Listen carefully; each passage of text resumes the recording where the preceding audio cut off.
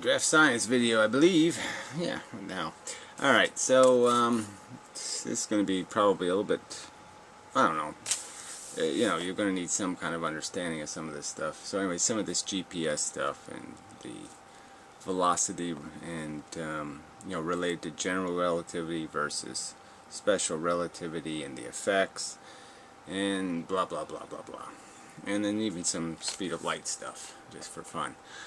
But anyway, so I did find it curious that, alright, so this GPS thing, these satellites that are out there, they have a timing problem in the sense they have to compensate for what their velocity, created by gravity and momentum in a direction kind of thing, this velocity effect on their maturity of the clocks, the metabolism of the clocks. They don't tell correct time. So they need to be compensated, correct in the sense that their time is different than our time. And so there has to be this compensation. And ironically, or you know, whatever, confusingly, general relativity is creating one effect where their speed, just their, I'm going very fast, 15,000 miles a second or whatever they're traveling, these satellites, but they're traveling that based on some static point in the center of the Earth, and by that comparison it's not like they're traveling that speed relative to us.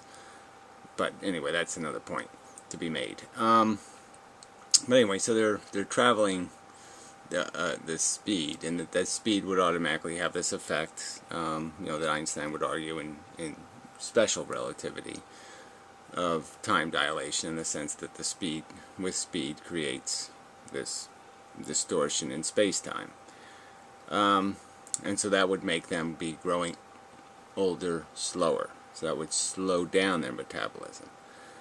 Ironically, in general relativity, they're further away gravitationally, you know, so their gravitational distance is greater away from the Earth, so they're gaining less acceleration from gravity, which means that's creating the opposite effect, which means that they are in a faster mode of time dilation than we are, closer to the Earth's surface, gravitationally, the gravitational effect. So we're in the slow zone, technically, gravitationally, ironically.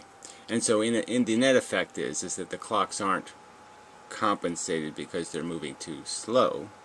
The clocks are compensated because they're moving too fast. So they're aging too fast, ironically.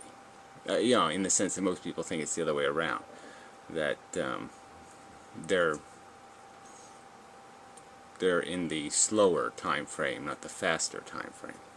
So anyway, so I was thinking about that, and I was just thinking about how, you know, my theory relates to that, in the sense that I'm trying to figure out what an absolute velocity is, and it's only this absolute velocity that has any relevance. How much are you altered from some status where your internal pressure compels you to go nowhere, where everything is lined up, like there's as much pressure going for your body to go that way as there is pressure to go that way, as there is pressure to go that way, as there is pressure to go that way. All the pieces are basically doing the school of fish thing and just saying, we don't need to go anywhere, we're happily pattering, we're spinning and doing our thing, and there's no need for us to drift anywhere in space. And so I'm just saying I have to make some sort of compatibility between the known math, the fact that there are these effects, and the fact that there's a net effect. When all is said and done, a clock has to be adjusted, and it's being adjusted based on some net reason. So anyway, this is something I fell upon in terms of thinking about the problem as a Einsteinian style thought experiment. So I'll see if I can draw a picture of it to illustrate it. But it basically is this. I think the term is a leasing, you know, where you have that jaggedy line stuff that happens. So let's say you have two different orbital circumstances. And you can call this, it doesn't really matter whether you're free falling, which technically, fear, yeah, that's a good way to spell free, right? Yes, I guess the R has to go in there. Okay, that's clever. I am, I guess, dyslexic and never diagnosed, but I mean, obviously I do things like that, and you're just like, you know, how could you get the R in the wrong place? Yeah, it's brain.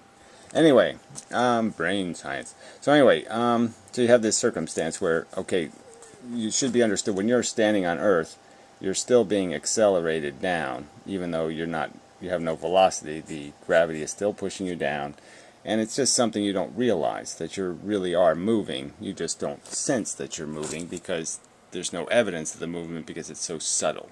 Okay, but you're basically being pushed down, and then you're being pushed back up, and then you're pushed down and pushed back up.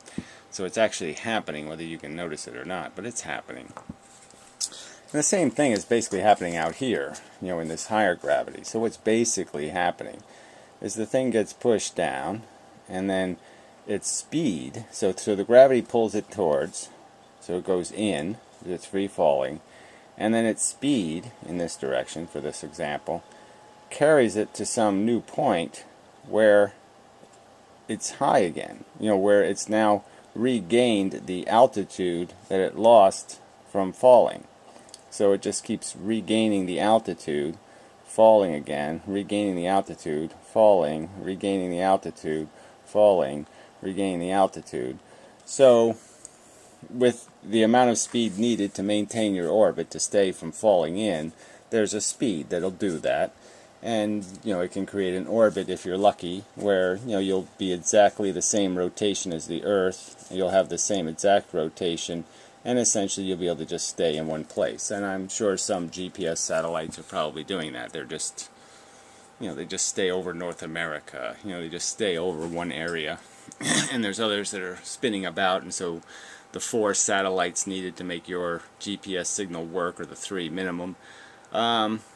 You know, some might be static, some might be moving. Doesn't really matter. The point is there's always 3 available, or 4, whatever. You know, the technology is such. I think they could do it with 3, but I think they like having 4. But, you know, just in case one fails or something. But whatever, that doesn't matter. The point is, now when you look at this, what you have to think about is the fact that the same effect is happening to this guy on the planet Earth, except he's falling further, because he's under higher acceleration from gravity. So the weaker gravity falls less. And so this guy, movement, you know, to get back to the not falling point, has to be rotating at a certain speed to get back to the not falling point, and then falls, and then goes back, and then falls, and then goes back. So what you end up with is somebody in the faster velocity area is leasing at a wider, now we're back to something called wavelength and frequency and all that crap again. But the person in the shorter distance is falling deeper, so it's coming back and then falling deeper and then falling back and then falling deeper and then falling back and falling deeper and falling back. So the leasing line is much longer. When you add up how much time it's actually spending jiggling, that adds up to a lot more than this in terms of distance. So there's a lot more distance being traveled technically doing this vibrating really fast thing versus, you know, especially when you're vibrating deeper and faster versus vibrating less shallow, less deep, but at a higher velocity. So this line would end up being, even though this is half the gravity, you know, and half the time, you know, in a sense, you know, half the distance traveled. Technically, you know, this arc is much smaller than this arc, let's say, in terms of distance. You know, could be even a quarter of it. It's doing much more moving through that period of time. The leasing is much more dramatic per time element, you could say.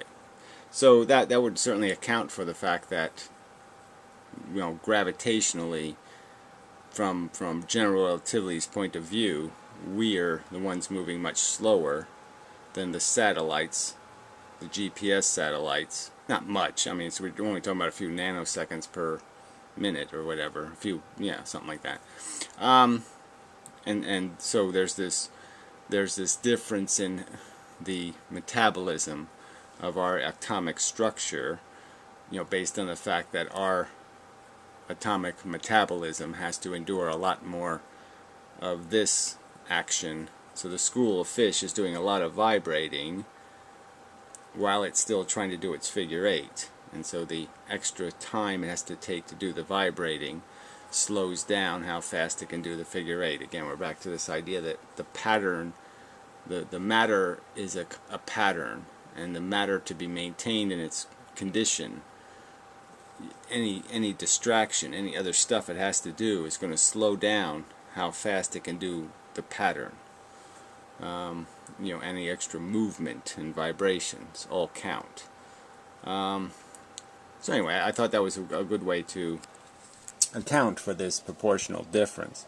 So I just have to cognize that into some sort of mathematical relationship between, the amount of Elysing happening as you get wider and wider. The Elysing gets smaller and smaller, and the vibration gets less and less, which means the amount of movement per distance traveled is less, even though it's more distance from here to here.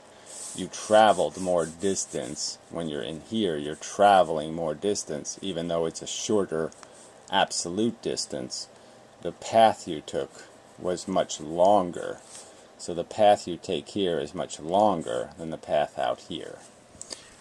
So it fits sort of like with Einstein's curvature of the space, but the space isn't actually curved. All that's being, it's a diagram or a model that describes the circumstance. I mean, it provides you an illustration of a how it could happen, but it's not the correct how. It's not the actual way it's happening. It's the fact is that a curvature of vibration, a charting of vibration, would give you the same lines on a chart. So if you just charted in some more absolute model, some model that was more explicit, some more explicit model, if you use some more explicit model to illustrate the relationship between the actual distance traveled or the actual disruption to the atomic structure, if you charted that more absolutely, you get the relationship that you're getting, but I mean you're getting a more explicit explanation of this is it can be, okay, that's not a good way to say. There's just saying there's more than one way you can model a set of numbers, and I'm just saying the Einstein model isn't the correct model. The space isn't being dilated. The thing is actually doing more work in the higher gravity field. In the higher pressure area, the actual matter is being vibrated more than it is in the lower gravitational area, and that is accounting for the difference, not a dilation of space-time. Alright, so that's, like I said, it does require some math. I guess if somebody knows if GPS satellites are generally geocentric in their orbits, I think that's the word, it doesn't really matter. I mean, the difference in speed, like we're traveling, what, 5,000 miles? The Earth is, well, the circumference of the Earth is what? Yeah, I forget, 5,000?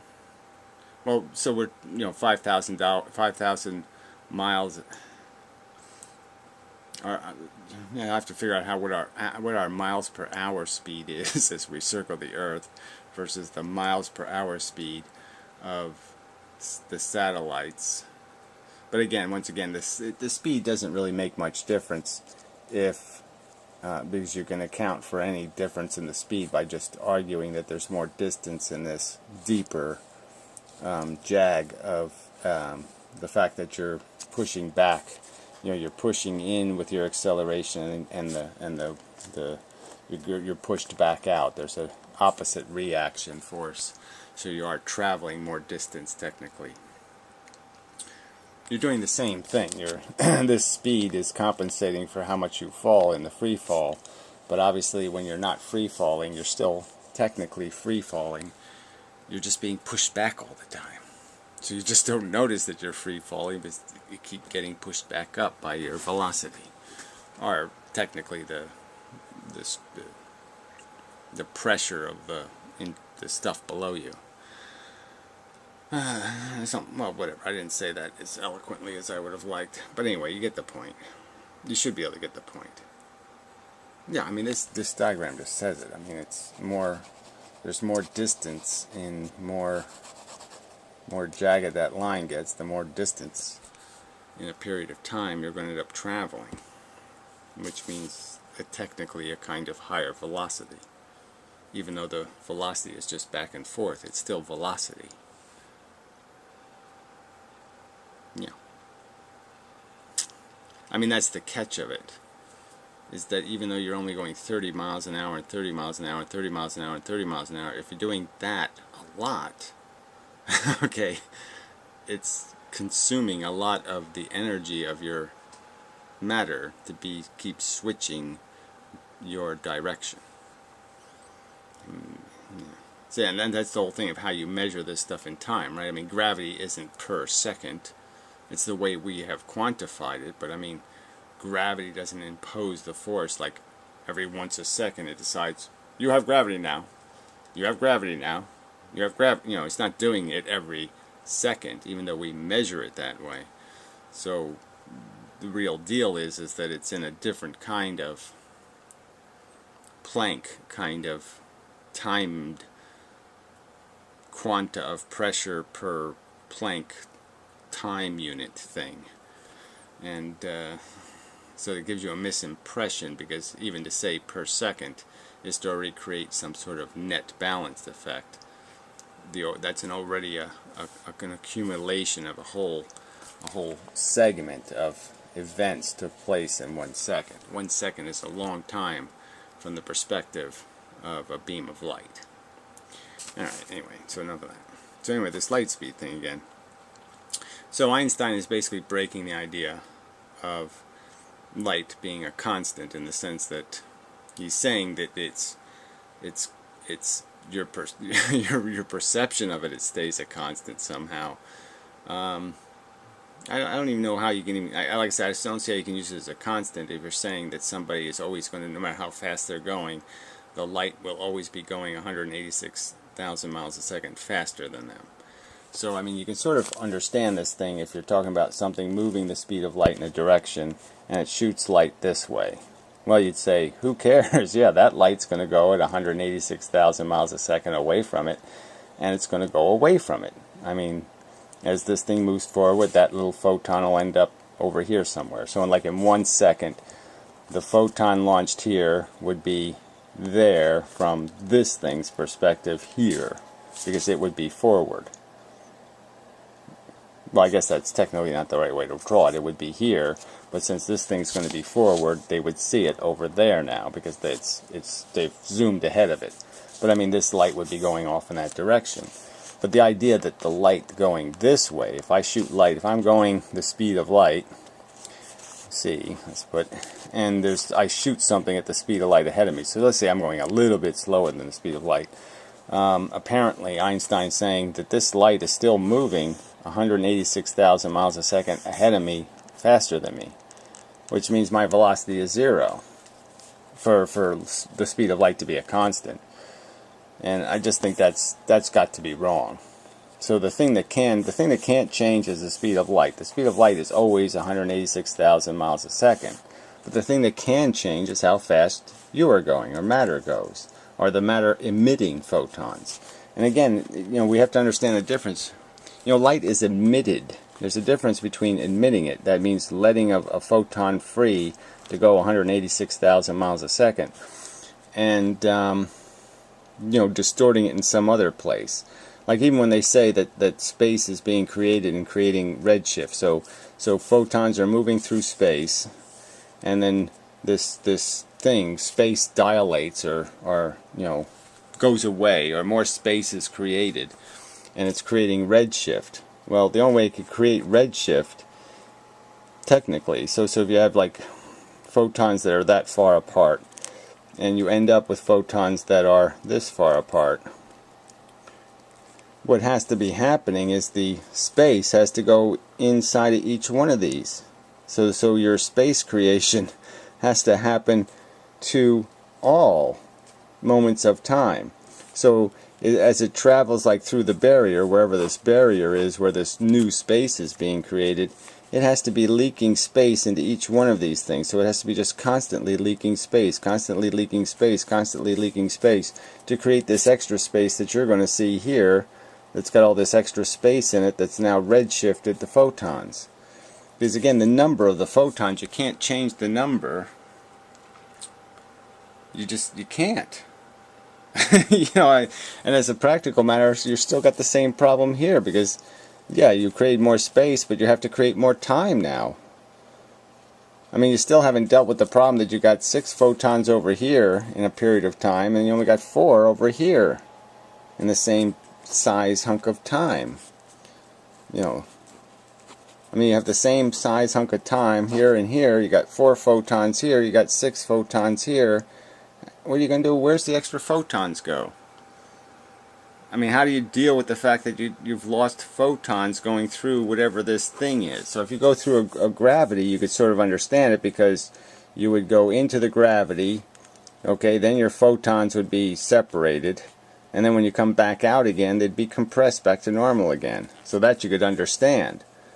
But if you're admitting it, you can't correct for it. You can't fix the fact that you never created the photons is what has to happen. You can't create them and have them dilate through the gravity. The fact is you have to not create too many photons. You have to redshift has to be created by the thing emitting them. The only place there can be a redshift is in the receiver, let's say me, or the emitter. There can't be redshift in between. Just logically, it just doesn't work. Because you'd have to change the number of photons, which means you have to eat some of them. You have to consume them somewhere. You have to consume the energy that they were. Yeah.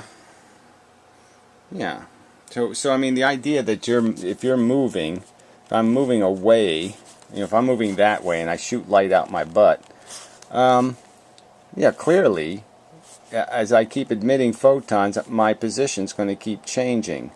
So the distance, my first photon went here. By the time I release my second one, the distance has doubled. So it's going to be twice as far. The distance is going to be twice what its normal distance would have been because I have moved in the opposite direction. The photon's gone that way. I've gone this way. The distance has doubled. So the wavelength between the photons is now going to be, they're going to have a lower frequency. Quite obviously, the frequency of the output is going to be reduced because I'm moving away as I'm producing them. It's undeniable truth. And the opposite effect is going to happen if I'm going in the direction that I'm shooting them. So if I'm going near the speed of light and I turn on the headlights, those headlights are going to be extremely blue. I mean, they're going to be, they're going to be high, incredibly coming very rapidly because I'm going to keep cutting the distance because I'm going to go 75% of the distance the photon is going when I create the next photon. So the normal distance is going to be reduced substantially between the photons. And the same for the receiver. If I'm a receiver of photons to my eyeball and my body is moving, it just can't be denied. I don't think there's any way you could possibly deny that if I'm moving towards a light source, and I'm moving towards the light source with my eye, that there's no way my eye isn't going to encounter a higher frequency of light, because as time passes, I'm going to keep hitting the photons quicker. I'm going to get to more of them quicker because I'm reducing the distance between us by moving. If I'm not moving, I'm going to be here.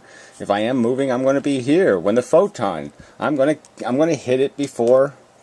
If I wasn't moving, I'd have to wait for it to get here. If I am moving, I'm going to hit it someplace else. And obviously that someplace else is somewhere else in time.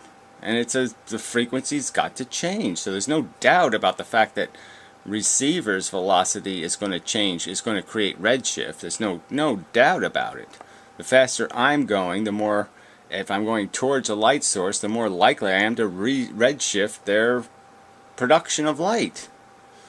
So I mean, if you can tell that there's no way to escape the receiver being capable of redshifting, I just don't see any logical way you can undo it. There's no way you can tell me you can move an eyeball towards a light source and not create a blue shift.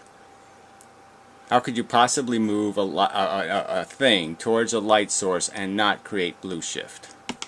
Give me a way that's possible. It's not possible.